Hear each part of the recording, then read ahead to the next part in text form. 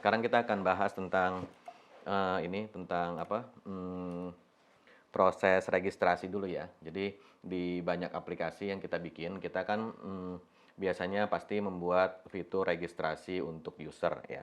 Nah, sekarang kita akan bahas gimana caranya bikin fitur registrasi yang dia yang dia mengikuti kaidah-kaidah security gitu ya. Kemudian kita juga akan implement eh, apa reset password ya. Reset password karena itu satu paket. Jadi kalau orang punya password ya kita harus bikinin juga menu buat ganti password ya. Itu udah sepaket.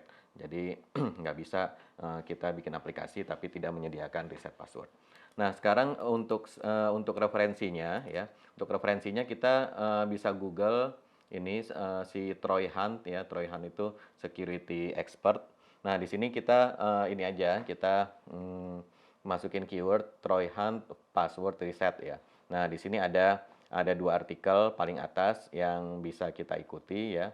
Ya memang ini bahasa Inggris ya. Nanti kalau mau lengkap bisa dibaca di dua-duanya ini ya.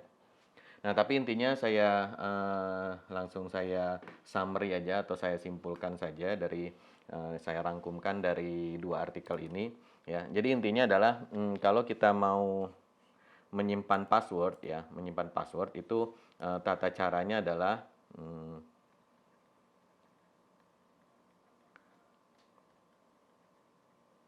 nah, yang pertama adalah password ini kita harus simpan dalam bentuk hash ya. Yang disimpan itu adalah hashnya. Nah, jadi password ini kan informasi rahasia ya, informasi rahasia. Jadi kalau di aplikasi kita, informasi rahasia itu berdasarkan pemakaian itu sebetulnya terbagi menjadi dua aja ya.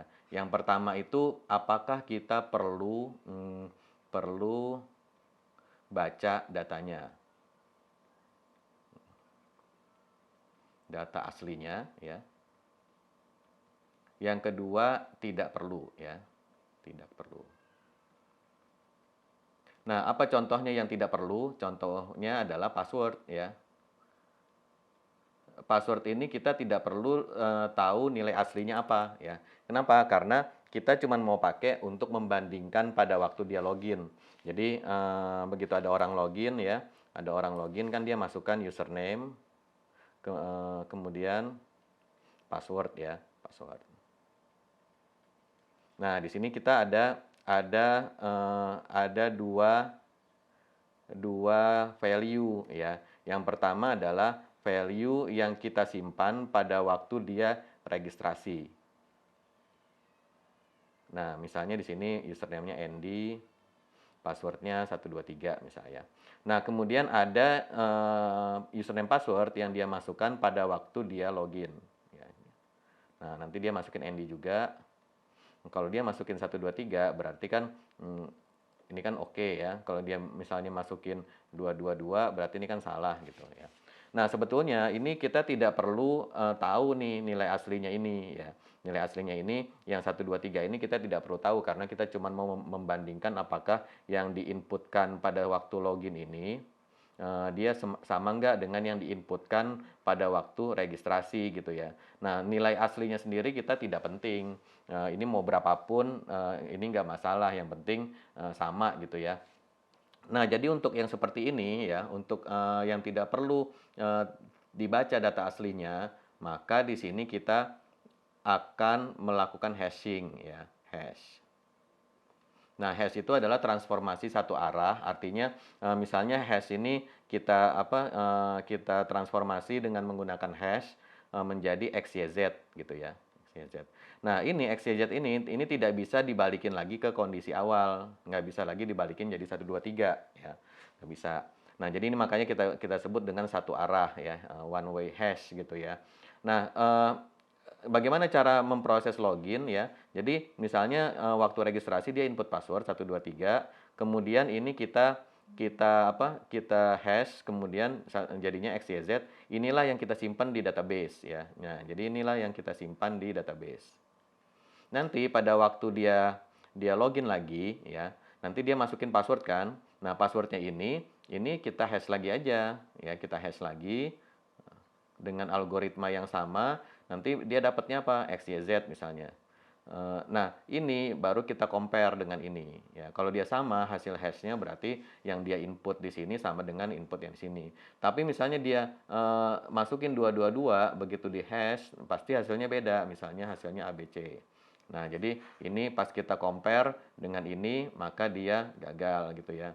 Nah, dia gagal ya, error. Nah, jadi untuk yang password kita tidak perlu menginputkan seperti ini ya, tidak perlu melihat ini sebetulnya aslinya apa sih gitu ya. Nah, jadi kita hash saja, hash itu ya satu arah ya. Nah, kemudian ada informasi yang kedua yaitu yang kita butuh tahu data aslinya ya. Contoh misalnya di sini kita tadi kan waktu kita bahas si siapa tadi si konfigurasi untuk misalnya dia mau connect ke billing provider misalnya. Jadi si merchant ini dia udah daftar ke bank ya, kemudian minta aktivasi virtual account ya.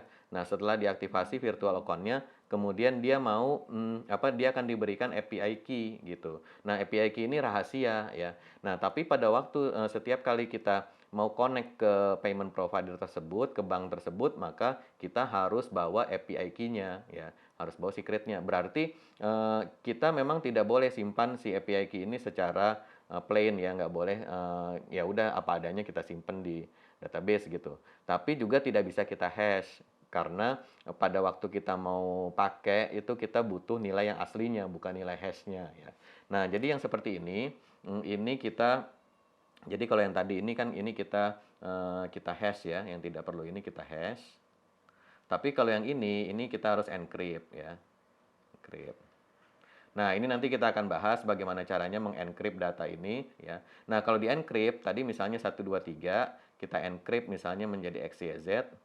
Nah, ini kita encrypt ya. Ini bisa dibalikan lagi. Jadi dengan algoritma enkripsi dia bisa kita decrypt lagi ya. Nah, sehingga kita bisa dapat nilai aslinya gitu ya. Nah, nanti ini yang seperti ini, enkripsi ini nanti kita akan implementasikan. Yang pertama buat isian database ya, database. Yang kedua buat file ya.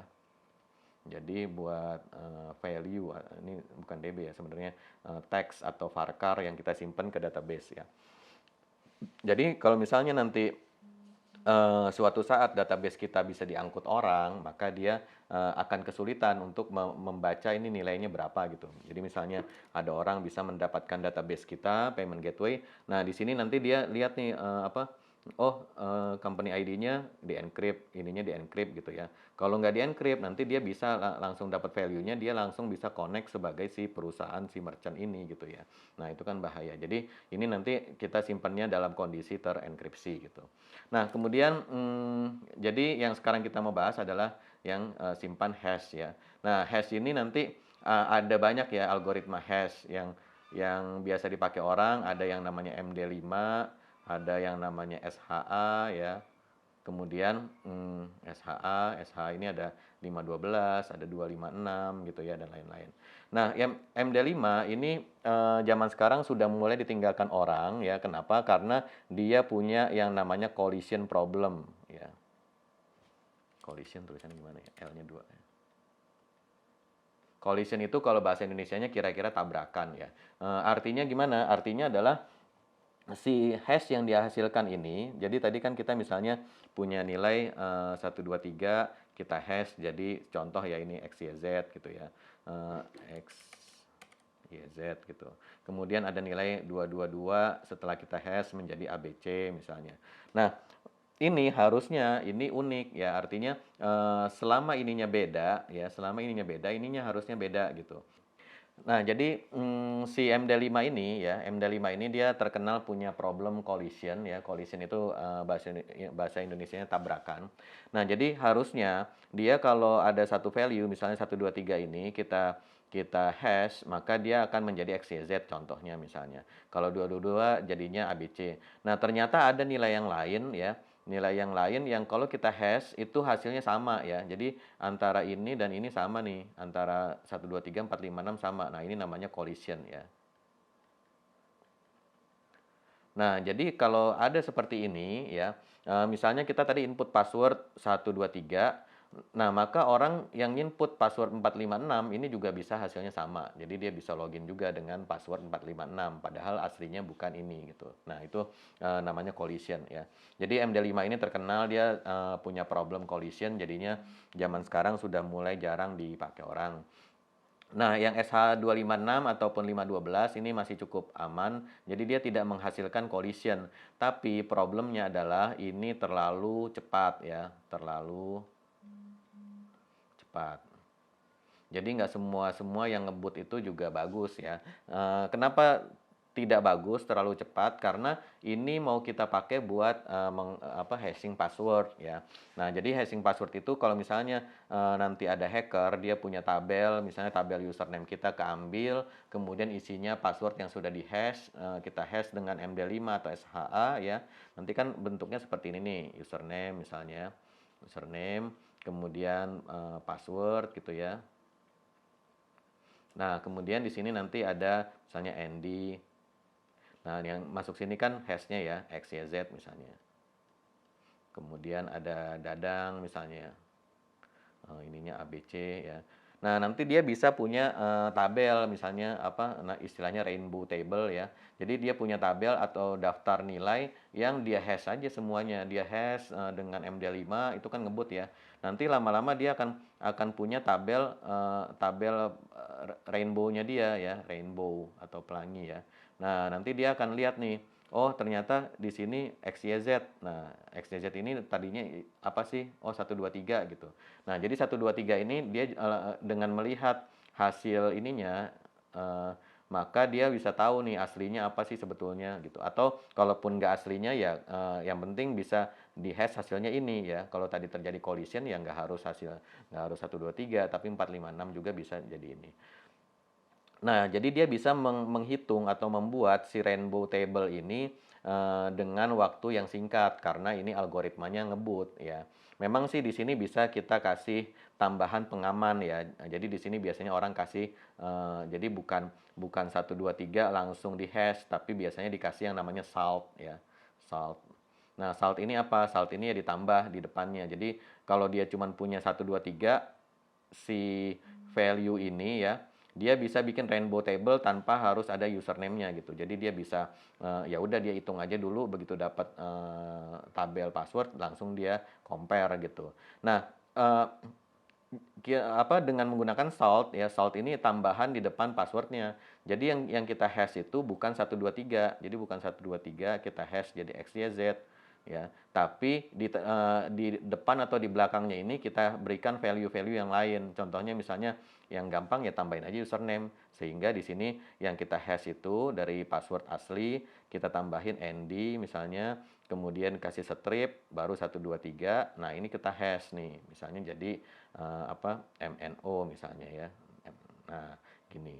Jadi dia berbekal kamus aja, berbekal kamus dia tidak cukup ini karena setiap password dia harus kerjain ulang dengan menggunakan, salt-nya ya, menggunakan salt-nya. Nah, salt ini ya, bukan sesuatu yang rahasia, kita bisa ambil dari username bisa juga kita generate random ya.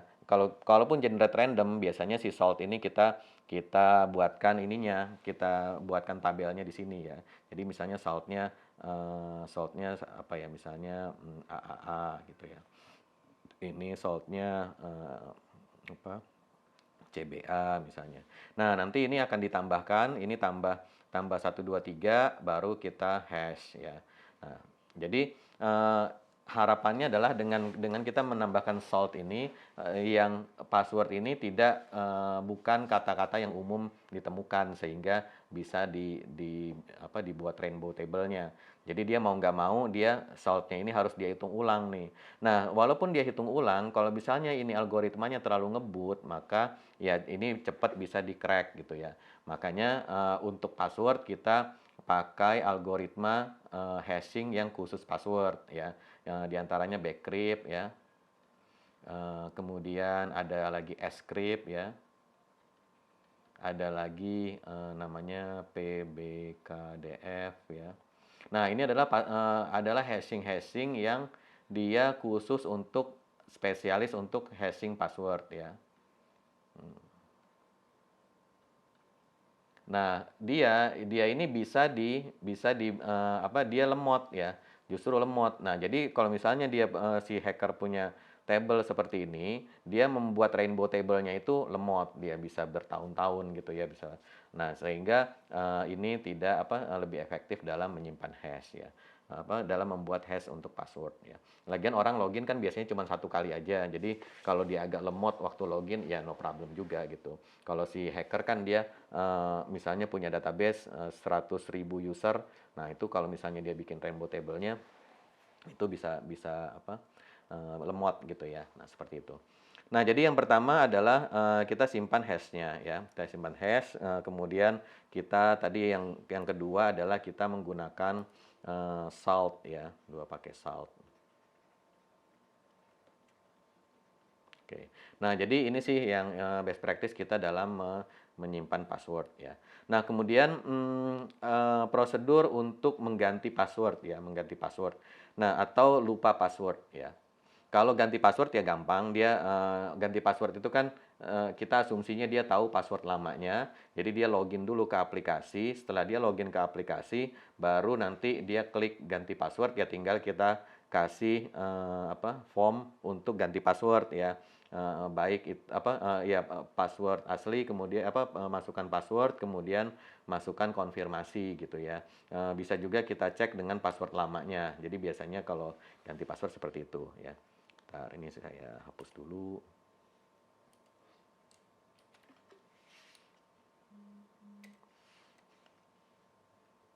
Oke.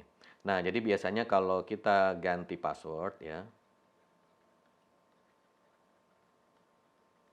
Ya, ini standar aja, misalnya password lama ya. Nah, sini masukin. Kemudian password baru.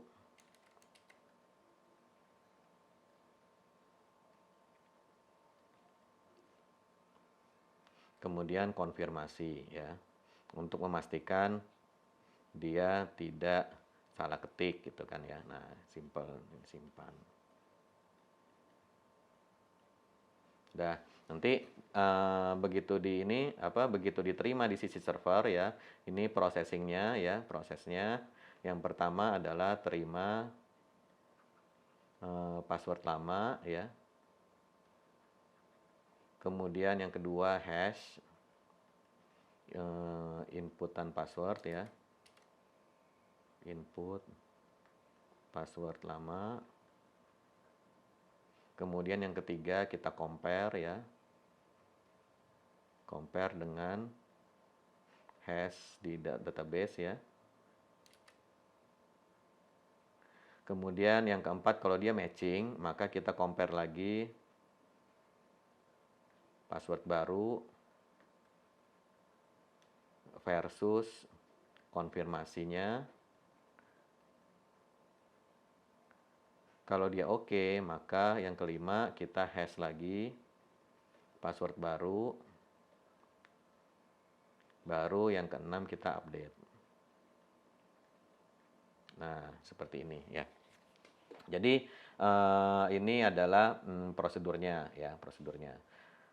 Oke, nah ini untuk ganti password ya. Nah, bagaimana dengan lupa password ya? Lupa password. Nah, kalau lupa password, ini kan berarti dia nggak bisa login ya, lupa password. Nah, di sini ada beberapa best practice ya, lupa password itu. Nah, ini tolong diperhatikan karena kita sering sekali untuk membuat form lupa password. Yang pertama adalah pasti dia akan klik link untuk lupa password gitu ya. Nah, bagaimana tampilan form inputnya? Nah, ini dijelaskan di artikelnya si Troy Hunt yang tadi ya. Nah, gini. Inputannya standar ya. Reset password gitu ya. Reset password. Nah, inputannya cuma satu aja, yaitu masukkan email. Oke. Oke. Nah, setelah itu kirim di sini ya tombol ya, submit lah, terserah ya, reset atau apa ya. Nah, gini kan. Oke. Nah, ini ya, ini jangan divalidasi ya, atau validasinya pun jangan ditampilkan ya. Jadi contohnya gini, reset password. Saya masukin misalnya Andy, saya masukin di sini misalnya andy@gmail.com. Nah, begitu di reset ya, apa yang kita lakukan di database, kita proses ya. Yang pertama ya tentunya pasti kita ini yang pertama adalah prosesnya. Yang pertama kan tentunya kita akan cari nih, cari email di database. Nah, ini kan kemungkinannya ada atau tidak ada kan ya? Bisa dia ada, berarti usernya sudah pernah terdaftar, atau tidak ada ya. Nah, kalau nggak ada ya kemungkinannya antara dia salah masukin email atau memang dia belum pernah daftar ya. Nah, di sini kalau ada ya nggak ada masalah, berarti kan usernya ada ya. Nah, bagaimana kalau nggak ada ya?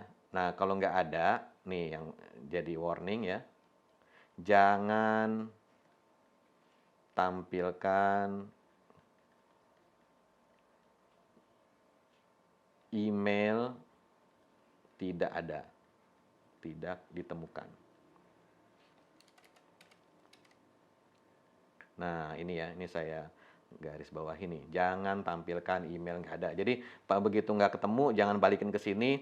Terus kamu kasih pesan error di sini, email belum terdaftar gitu ya.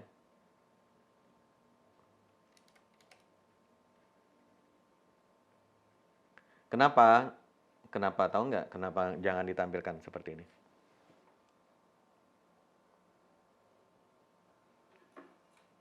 Bisa jadi fraud, Pak. Karena ini bisa bukan bisa jadi fraud. Si hackernya jadi tahu user mana yang ada dan mana yang nggak ada. Jadi dia bisa tahu nih user ini sudah terdaftar nggak di aplikasi kita gitu. Nah, kalau dia sudah tahu user mana yang terdaftar, mana yang tidak ada, nanti bisa diterusin. Oh, kalau user ini kan nggak ada, ya udah nggak usah dicari passwordnya gitu. Jadi seandainya dia punya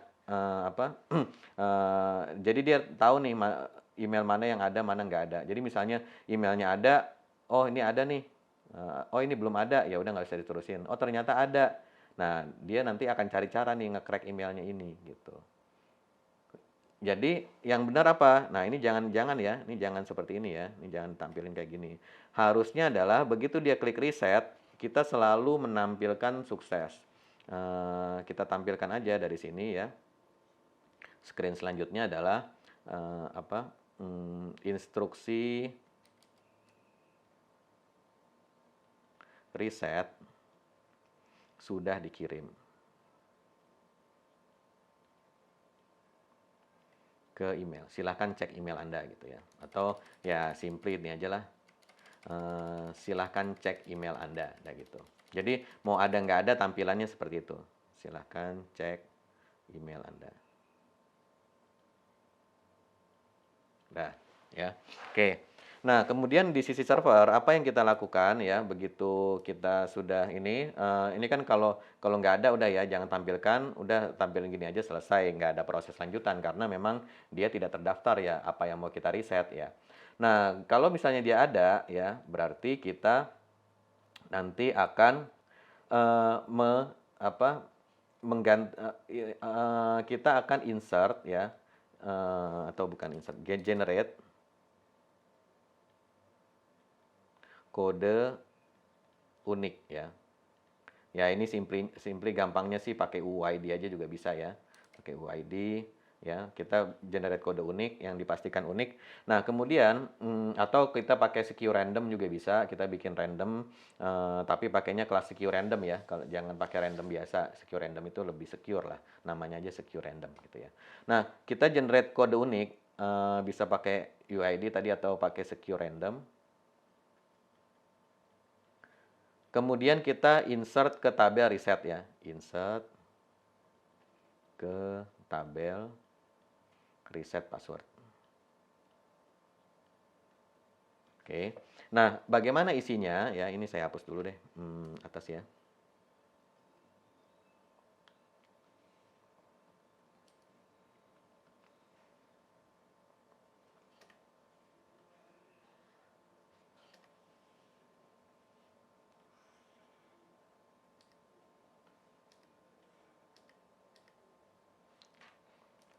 Oke. Nah, isinya si tabel tadi reset password ya, TBL.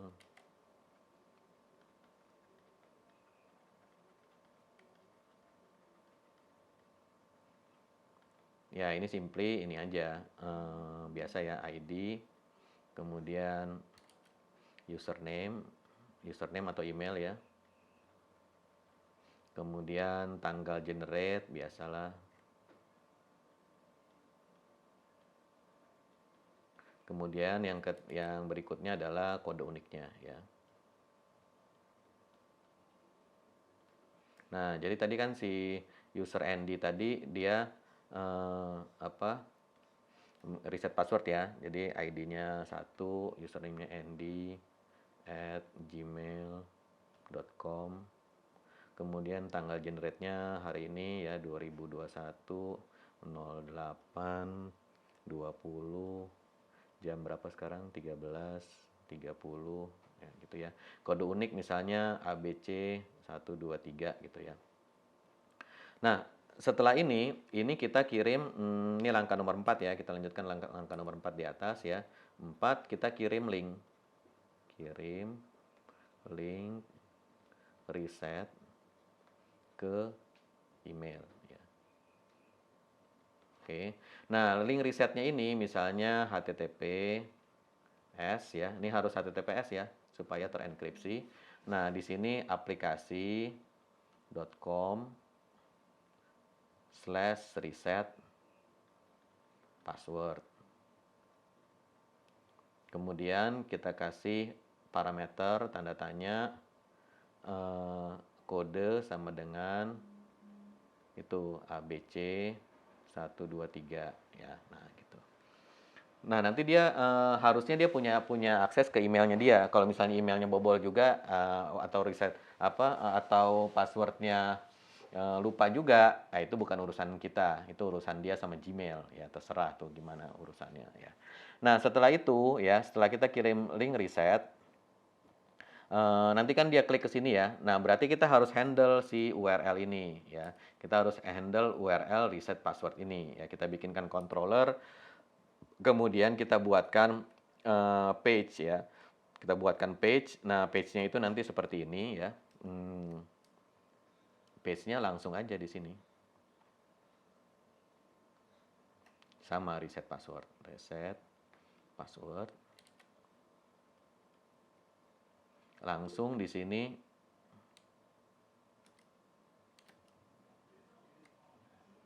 password baru.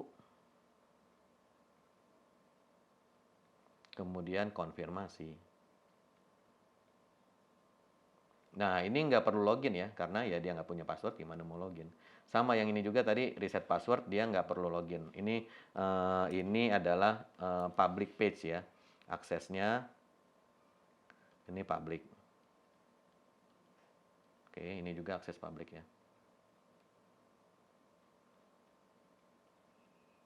Oke. Nah, kemudian di sini klik proses gitu ya, atau save atau apalah. Nah, gini. Nah, begitu dia klik di sini, apa yang terjadi di sisi server ya. Di sisi server nomor 5 itu adalah dia kan akan kirim nih reset password, nanti dia kan akan kirim di sini. Yang dia kirim ke server itu adalah yang pertama tadi kodenya ya. Kemudian ada password barunya. Kemudian konfirmasi ya kan. Nah, ini kan dia ngirim 3 hal ini nih ke server ya, begitu dia klik proses. Nah, ini dia dikirimnya melalui post, kemudian HTTPS, jadinya value-nya aman, terenkripsi ya. Nah, nanti di sisi server, apa yang kita pertama adalah find username by code dari tabel reset ya. Dari tabel reset password nih, kita select from reset password where kode unik sama dengan tadi apa nih ABC 123. Nanti dapatkan di sini kan ya. Dapat username-nya kan. Nah, baru nanti nomor 6 terakhir adalah update tabel password.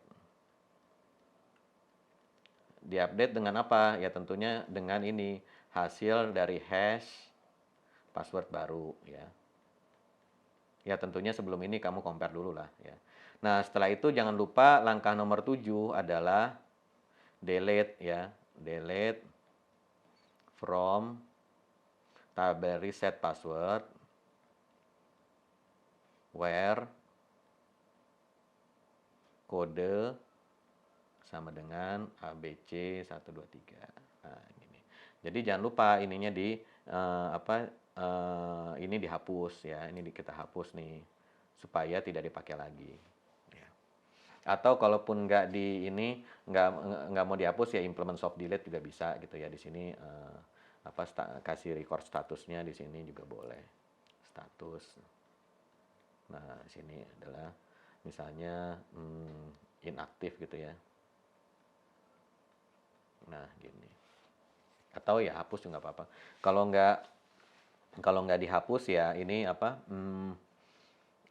kalau nggak dihapus kita jadi bisa tahu nih dia history reset passwordnya berapa kali. Dari sini nanti mungkin kita mau generate laporan apakah terjadi anomali gitu ya. Atau bisa juga kita kalau mau lebih ini ya, kalau mau lebih usaha lagi, kita bisa bikin tabel password history. Jadi setelah yang ini kita update, value lamanya kita masukkan ke tabel password history gitu. Jadi misalnya dia nggak sengaja reset password gitu, terus lupa lagi, nah dia bisa balik lagi ke ini. Cuman itu fitur opsional lah, nggak wajib amat. Karena kalaupun dia lupa, ya udah dia tinggal ini aja lagi, reset sekali lagi gitu ya. Nah jadi seperti itu. Nah ini algoritma reset password yang secure, yang dianjurkan sama Troy Hunt. Jadi tadi ininya yang pertama jangan tampilkan pesan error di sini kalau username-nya nggak ada. Kemudian passwordnya jangan di-generate ya. Ada juga metode alternatif yang dia generate password baru. Kemudian password barunya dikirim lewat email. Nah itu jangan ya. Kenapa? Karena email itu adalah adalah jalur yang tidak secure. Jarang sekali orang yang mengenkripsi emailnya. Jadi selama si email itu berlalu lalang lewat ISP sana, lewat ISP sini, dari Gmail dikirim ke mana gitu ya. Nah itu dari server kita kirim ke Gmail. Nah itu semuanya tidak terenkripsi, jadi bisa dibaca orang tuh password barunya gitu ya. Nah jadi nggak usah di generate, udah kita cukup generate link aja, linknya kemudian dikirim ke email ya. Ya memang ada kalau orang bisa menghijack linknya ya dia bisa mereset ya, tapi ya itu lebih baik daripada kita kirim password baru kemudian passwordnya nggak diganti-ganti sama dia sehingga bisa dipakai orang buat mengakses akunnya gitu. Nah kalau seperti ini kan dia harus masuk dulu dan harus masukin passwordnya dia sendiri gitu. Kemudian untuk tambahan security kita bisa setelah kita delete ini berarti kan sampai di sini kan udah sukses nih ya ganti password ya. Nah, langkah nomor 8 kita kirim notif ya, kirim notif lagi, notifikasi perubahan password.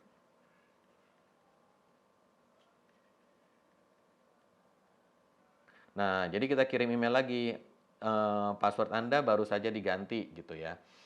Bila Anda tidak merasa mengganti password, silahkan silahkan reset lagi gitu. Udah suruh aja reset lagi. Nanti kalau dia reset lagi dia akan balik ke sini. Gitu.